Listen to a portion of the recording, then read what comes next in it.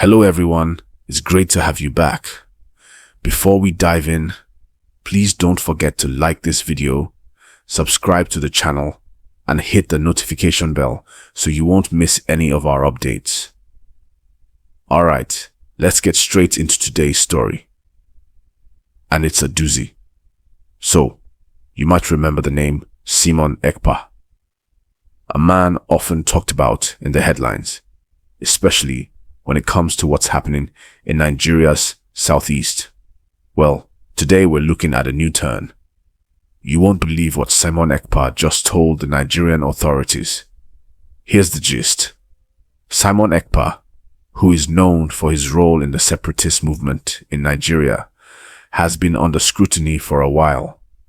He resides in Finland, holds Finnish citizenship, and has for years been linked to the activism around the creation of an independent Biafra region in southeast Nigeria. Recently, Nigerian authorities, the military, the security services, government agencies have been monitoring his actions and have declared him wanted in connection with violent activities, incitement via social media, and possible terrorist-linked offenses. Now here's where it gets interesting. Simon Ekpa has reportedly told Nigerian authorities that he has nothing to do with Nigeria anymore, that he is operating outside the jurisdiction of Nigeria, that his citizenship and allegiance are solely Finnish, and that any attempt to prosecute him in Nigeria is invalid. This is a major claim, one that challenges Nigeria's ability to hold him accountable. We'll walk through what that means, how the authorities have responded, and what it means for the region. If you are enjoying this, please give the video a thumbs up and share it. Let's break it down step by step. Simon Ekpa's story began in Nigeria. He was born in Ebonyi State, but for years, he has been active from abroad, especially Finland.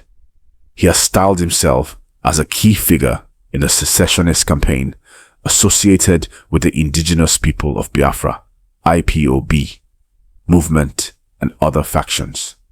These movements have long sought an independent Biafra state in Nigeria's southeast. Over time, Ekpa has made announcements of government in exile, called for sit-at-home orders, and directed followers in Nigeria to take action from abroad. He has claimed that his group has fighters, weapons, and a network that spans both Nigeria and overseas. Authorities say his commands have led to violence, disruption of business, and insecurity. What he told the Nigerian authorities: he no longer regards himself as a Nigerian citizen. He renounced his Nigerian citizenship some time ago.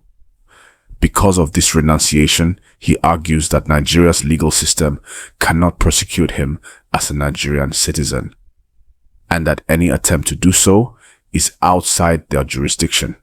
He also claims that his activities are entirely political, diaspora-based, and carried out from abroad, meaning that Nigeria has limited or no reach. He is challenging Nigeria to engage diplomatically with Finland, his country of residence, rather than directly treating him as simply a Nigerian criminal. What this means?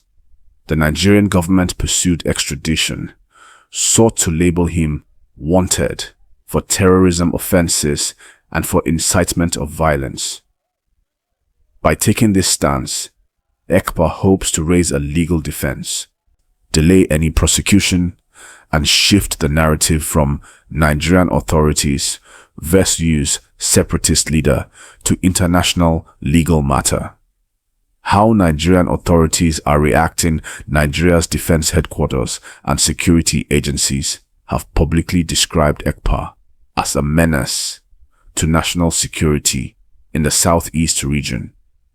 They have also asked for his extradition from Finland and sought cooperation with international partners.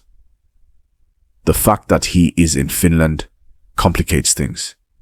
Extradition treaties, dual citizenship, human rights issues all come into play.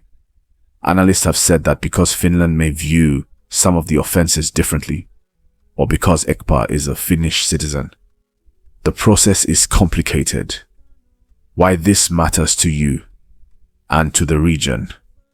If Ekpa's argument gains ground, it could set a precedent that separatist leaders for Nigeria might claim foreign citizenship or operation outside Nigeria to avoid prosecution. It also raises the question of how Nigeria will handle diaspora-based activism and its spillover effects back home. For residents of the Southeast, where sit-at-home orders or disruption of economic activity have occurred, this is not just legal talk. It affects livelihoods, security, jobs. The tug between political activism and violent disruption is real. Furthermore, the international dimension means that Nigeria must increasingly navigate diplomacy, not just internal law enforcement. If Finland refuses to extradite or demands human rights guarantees, Nigeria must adjust. That places pressure on Nigeria's foreign relations, its legal strategy, and its internal security policy. What to watch next? Here are some key things we should keep an eye on. Will Finland agree to extradite Simon Ekpa, or will they prosecute him locally? That decision could shape how effective Nigeria's fight against cross-border separatist leadership will be. Will Nigeria revise its laws or develop specific diplomatic, legal channels to deal with activists abroad who influence events back home? On the ground, what happens in Southeast Nigeria? Do we see more disruption, more sit-at-home orders, business closures, or violence? How will local governments respond? Will Ekpa's supporters push harder now that he is making these claims? Will that lead to escalation or more quiet activism? Will this affect the broader demand for regional autonomy, secession in Nigeria? Will other groups see this as a blueprint? Related talk. The bigger picture. This is a good moment to ask ourselves, what is the difference between activism and terrorism? What happens when someone living abroad uses social media to influence events in their home country? These questions are not unique to Nigeria. We see them around the world. In the Nigerian case, how do you balance legitimate grievances, marginalization, calls for self-determination, with law and order, rule of law, national unity, security? That's where a lot of the debate lies. Another side, the economics. When there are disruptions, shutdowns, sit-at-home orders, strikes, the local economy suffers, businesses lose income, people cannot go to work. That builds pressure on regional governments to take action. So, this is not only a political or security issue, it's a daily livers issue for many Nigerians. Let me bring it all back. Simon Ekpa says he's beyond Nigeria's reach because of his Finnish citizenship and his physical location abroad.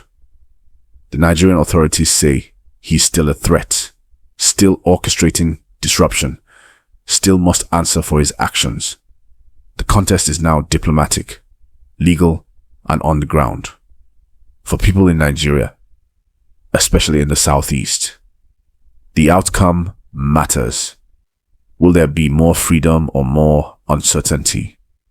If you're finding this interesting, remember to subscribe and hit like so we can keep covering these stories, and leave a comment below. What do you think? Should Nigeria push harder for extradition? Or should the law adapt to deal with activism done abroad? I want to hear your thoughts.